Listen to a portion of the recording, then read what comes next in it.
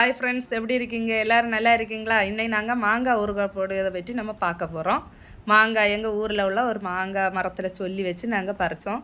நாட்டு மாங்காய், அந்த ஒட்டு மாங்காய் கிடையாது, நாட்டு மாங்காய் நல்லா புளிப்பாக இருக்கும், ஊறுகாய்க்கு சூப்பராக இருக்கும்.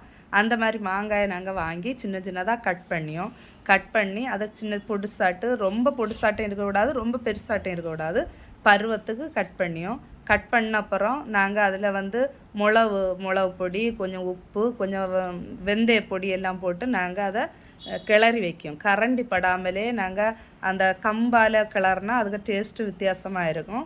அதனால் நாங்கள் கிளறி வைக்கும். கிளறின பிறகு தான் நாங்கள் அதை தாளிப்போம். எண்ணெய் ஊற்றி நாட்டு செக்கு நல்லெண்ணெயில் நாங்கள் தாளித்து அதை மிளகு போட்டு வத்தல் மிளகு நல்லா கரிஞ்சாதான் அந்த ஊறுகாய்க்கே டேஸ்ட்டு வரும்.